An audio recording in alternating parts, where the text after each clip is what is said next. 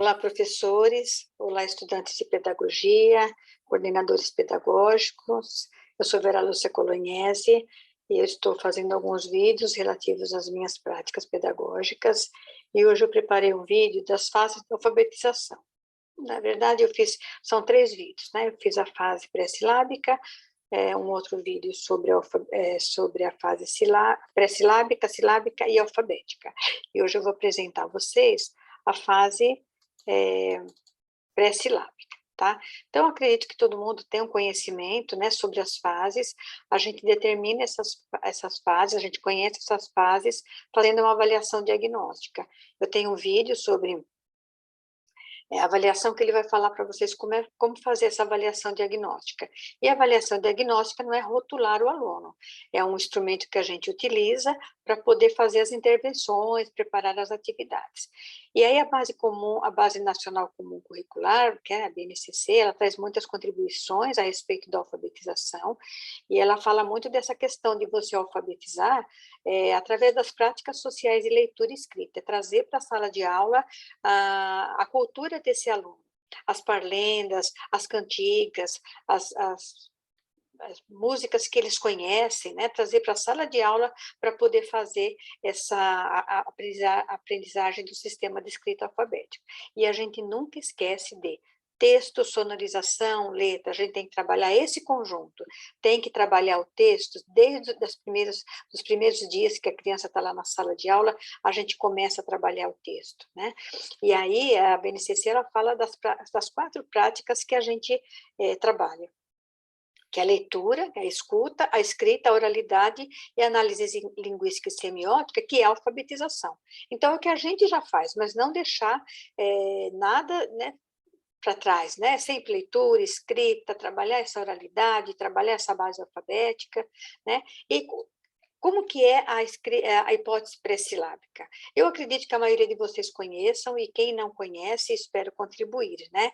Então, um aluno pré-silábico que você observou lá na sua avaliação diagnóstica, ele não percebe a correspondência entre o falado e o escrito, ele não sabe que o que você fala, você pode representar por letras, né? Ele faz uma leitura global, né? Às vezes ele lê lá os rótulos, por exemplo, né? Então a gente acha que a criança está até lendo, mas não é, ele lê lá a Coca-Cola, ele lê o detergente, ele lê o Bombril, ele faz aquela leitura de coisas que ele já conhece. Às vezes, se você trabalhar muito o nome dele, ele vai acabar até lendo o nome dele, mas ele não conhece ali as letras, né? É uma memorização. A escrita desse aluno, ela pode ter rabiscos, ela pode ter agaratuja, ela pode ter símbolos, ela pode misturar números, ela não tem ainda esse conhecimento. Não se preocupe com quantidade de letras ou com que letras vão escrever, até porque elas não conhecem as letras, né? Se preocupa com quantidade mínima de letras, símbolos, né? E tem variação. Então, ela tem uma coisa que você vai precisar trabalhar no dia a dia, né? E aí a BNCC vai falar muito disso, e eu acho muito importante a questão do texto, a centralidade do texto. O texto na alfabetização não é pretexto, ele é contexto de alfabetização. Aí você diz assim para mim, mas o aluno não sabe ler e eu vou trabalhar com texto? Vai. Você vai trabalhar textos da cultura dessa criança, você vai trabalhar parlenda, você vai trabalhar trava-línguas, você vai trabalhar músicas infantis, todas do contexto infantil. Então, você precisa ter uma intencionalidade, não é só trazer qualquer texto para esse aluno para você trabalhar. Você tem que ter uma intencionalidade, você precisa ter um vasto repertório de gêneros textuais para trazer para esse aluno. E isso a gente sabe que não é difícil a gente achar, né? A gente pela internet, a gente vê, as crianças trazem muitas músicas, trazem muitas músicas do repertório infantil mesmo, é essa que você vai trabalhar, né? E aí, para quem não conhece, é isso que você vai observar aqui, né? Ele pode usar desenhinhos ali, né? Um símbolo, você pode pedir para ele escrever alguma palavra, ele vai fazer isso aqui, para ele é satisfatório, né? Ele pode escrever por outros símbolos, ele pode usar letras também, tá? Depende muito do que esse aluno trabalhou lá na educação infantil, como é que foi trabalhado com ele, se ele já conhece letras, então ele vai ter um pouquinho mais de avanço até nessa fase pré-silábica. E o que que você precisa fazer? Quais são as sugestões, né? Então, trabalhar letras do alfabeto, ele precisa manusear essas letras, ele precisa trabalhar muito com crachá, com rótulos, com textos, com bingos, etiquetagem, legendas, jogos, colagens, recortes, cruzadinhos, não recortar letrinhas, não é isso, né? Mas outros tipos de recorte que vai favorecer a aprendizagem. Cruzadinha com banco de palavras, montagem de palavras, um exemplo lá que eu vou dar é a caixinha de fósforos com as letras, muitas listas, né? Então, o crachá, trabalhar muito crachá. Desde o primeiro dia, a criança precisa ter o crachá de mesa. E aí você pode fazer várias atividades. Você pode, eu, por exemplo, eu colocava todos os crachás, né? Eles ficam dobradinhos, né? Que nem uma casinha assim, e eu colocava um em cima do outro e colocava no meu aparador ou na minha mesa. Então, enquanto eu fazia a chamada, né, ou uma outra atividade, as crianças iam cada um pegando o seu crachá. Então, é uma identificação do nome dele. Então, você é uma observação que você faz se ele pega o nome de outro, que tem a mesma letra, que tem o mesmo início, então já você vai observando. E as próprias crianças dizem, olha, ele pegou o crachá da fulana, né? Então, aí você vai vendo o amadurecimento da sua sala. Então, o crachá, ele serve de bingo, ele serve de brincadeira, ele serve de identificação, ele serve para que a criança possa escrever o nome dela numa atividade. Enfim, crachá sempre, né? Eu trabalho com crachá até terceiro e quarto ano, faço outras atividades com crachá, né? Textos da vida cotidiana deles, né? Trazer essa vida cotidiana, né, para a sala de aula. É diferente, não crítica, mas é diferente de você colocar lá aqueles textos que a gente tinha na cartilha, a vovó viu a uva, né? Então, não é próximo dele. Então, traz textos que ele vivencia, né? Aí você pode trabalhar trava-línguas, poesias, rimas, é excelente para a alfabetização. Então, por exemplo, a barata diz que tem, o cravo brigou com a rosa, João Capitão, né? São parlendas bem interessantes. E aí você vai, quando colocar uma palavra na lousa, né? Você vai analisar quantas letras eu preciso, com que letra começa, com que letra termina, o que eu preciso colocar ali no meio para eu poder ler essa palavra, né? Contextos significativos, como os nomes próprios, por exemplo, muitas listas, você vai fazer listas de objetos da sala, lista dos alunos, dos personagens da sua história, tá? Aqui é um modelo que eu fiz de rótulos, né? Então, você vai pedir para que os alunos tragam rótulos de conhecimentos, de conhecimento deles, coisas que a mãe usa, alguém lá em casa usa e que ele consegue identificar. Então, não é que ele está lendo, ele faz uma pseudo-leitura, né? Então, quem não identifica lá a marca da lanchonete, quem é que não identifica ali a palavra Coca-Cola, o Danoninho, o Bombril, né? Que, na verdade, nós adultos não falamos, de repente, pelo produto, né? Então, palha de lustro, né? Palha de aço, a gente não fala, a gente fala Bombril, né? O detergente, eu vou comprar o IP, vou comprar o Minuano, então às vezes a gente nem fala o detergente, né? Então a criança também tem esse conhecimento, então é legal você fazer um cartaz de rótulos para que ele faça essa leitura global, né? Ele vai exercitando essa leitura global. Às vezes ele lê, por exemplo, aqui, você tem o homo, né? Se a mãe usar Tixa, por exemplo, é capaz dele ler Tixa, né? Então, olha, começa com O, termina com... Então, o cartaz de rótulos, a intencionalidade é ler a palavra globalmente, não que ele saiba o que está escrito ali, mas ele faz uma leitura global.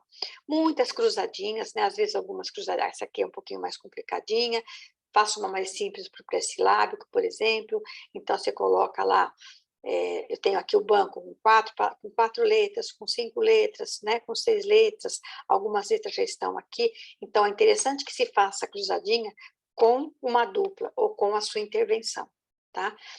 Você pode fazer lá a caixinha de fósforo que eu falei, então você coloca a imagem coladinha por fora, e dentro você coloca as letrinhas. E aí ele pode ir montando essa palavra, né? Com a intervenção de alguém, porque ele não vai, se ele fizer errado, ele vai continuar entendendo que está errado. Então precisa ter alguém junto, tá? Pode colocar palavras inteiras também. Então, boneca, cabelo e pato. Ele vai descobrir qual palavra que é referente ao desenho. Aí eu faço uma caixa e ponho várias caixinhas de fósforos ou envelopinho, o que você preferir lá, né? Eu posso fazer lá aqui a mesma coisa, né? Circule a palavra, né? Cavalo, circule correta. Aqui você pode fazer várias, né? Você pode fazer uma sulfite e colocar vários desenhos com várias palavras. Tá? E aí, trabalhar bingo, letras, palavras, imagens, muitos jogos, né? Brincadeiras de tradição oral, situações lúdicas, parlendas, cantigas, trava-línguas, jogos fonológicos, né? Trazer para a sala de aula isso que esse aluno já tem.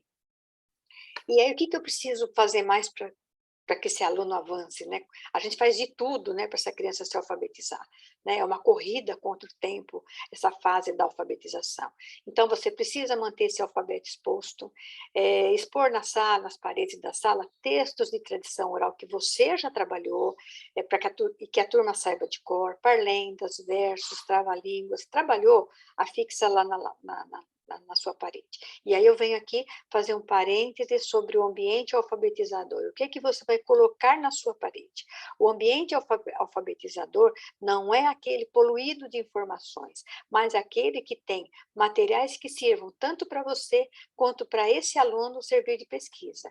Né? Servir de comparação, de modelo. Então, tá, eu vou escrever lá a palavra macaco. Como é que eu coloco, como é que eu começo?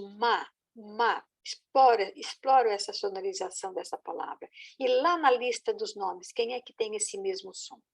É para isso que vai servir. Tenho lá os meus cantos, posso fazer o canto da leitura, o canto da atividade, o canto do jogo, faço os combinados com eles e falo para ele como é que ele pode usar. Né? Ele precisa ter algumas regras. Então, o ambiente alfabetizador não é aquele que você enche de informações. Terminou de usar aquela atividade, tira aquele texto para você poder colocar outro. Tá? Organizar duplas produtivas de trabalho, excelente trabalho, duplas, embora seja extremamente trabalhoso. É estressante para o professor, vira às vezes assim, um pouco mais de barulho na sala de aula, mas a gente às vezes precisa fazer combinados com eles, né? Como é que eu vou fazer essa dupla? E pensar na dupla. Quem é que eu vou pôr com quem? Que aluno eu vou pôr com quem? Eu vou pôr um pré-silábico com um silábico, mas qual silábico eu vou colocar? Né? Então, eu coloco os alunos por níveis de proximidade, mas também eu penso na química desse aluno. Ele gosta de ficar com aquele aluno, ele é um aluno legal, bacana para colocar com outro, às vezes não é legal a dupla, então você precisa pensar um pouquinho. Tá? Pedir para a criança ler em voz alta, levá-los a pensar em que letra, né, ele precisa colocar, qual letra é mais adequada. Então, fazer essas intervenções, né? E aí, algumas intervenções ali, né? Oferecer materiais escritos que circulam na sociedade, como livros, revistas, panfletos, autorizar as crianças a escreverem diversas situações, então você pode colocar lá o convite, a legenda, o bilhete, então, por exemplo, você vai sair lá da sala de aula, vocês vão para a sala de educação física, pessoal, vamos deixar um bilhete aqui para se alguém vier nos procurar, eles saberem onde nós estamos, né? Então, vamos lá. Os alunos vão ditando e você é o escriba desse bilhete, né? Pedir para que os alunos escrevam do melhor jeito que eles puderem, para que eles pensam bem que letra vão usar, criar momentos de leitura excelente, né? Atividade. Eu sempre digo, eu sempre tenho lá o meu momento de leitura, um dos momentos eu faço a minha leitura e uma outra atividade eu ofereço, eles escolhem um livro por mês para ser, coloco todos os meus livros próprios para eles na minha mesa, um lugar, e cada aluno escolhe o seu livro. E depois, uma vez por mês, eu faço a roda de leitura e cada um vai contar a sua história. Aquele aluno que não sabe ler, o pai tem que ser comunicado de que ele vai ter que ler para esse filho, né, para esse aluno. Tá? O pai, ou quem cuida dessa criança. O alfabético normalmente vai acabar lendo. E aí, nesse dia da roda, cada um que quiser vai contar sobre o seu livro e a gente faz o combinado para que ele não conte o final. Né?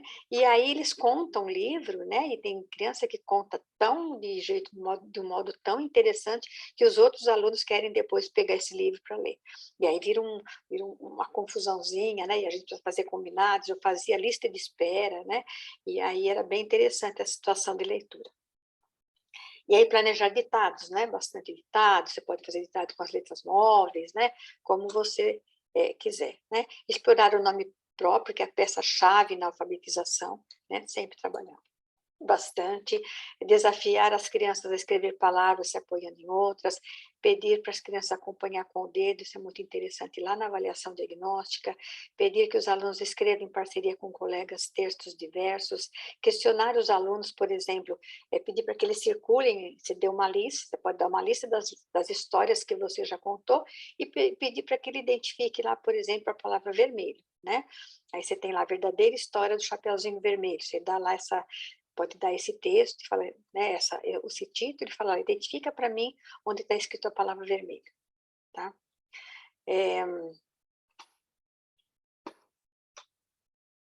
E aí é isso, tá? Sobre a fase pré-silábica, assistam os outros vídeos sobre silábico e o alfabético, tem bastante contribuição para vocês. Tenho também outros vídeos, o BNCC e o alfabeto, né, ensinar ou não. Claro que a gente vai ensinar o alfabeto, sim. A diferença é não ensinar o alfabeto isoladamente. Ele faz parte do texto, do contexto, da palavra, das sílabas. É ensinar tudo junto, né? Um pouco eu vou ensinar as letras, eu vou trabalhar no texto, vou trabalhar as palavras. Alfabetização através do livro infantil é onde eu pego um livro infantil e faço algumas atividades de alfabetização.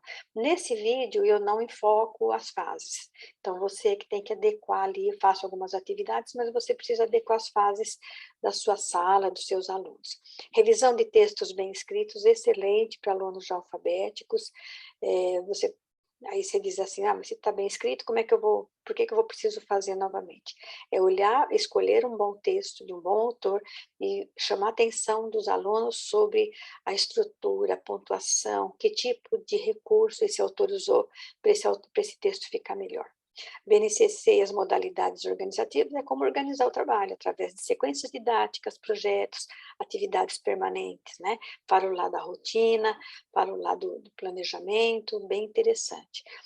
Né? Estou preparando outros, portfólio, avaliação, né? E das fases da alfabetização logo estarão aí já todos completos, ok? Espero ter contribuído, espero ter auxiliado na prática, contribuído com o que vocês já fazem, pensem bastante, estudem, só através do estudo que a gente também pode avançar também, né?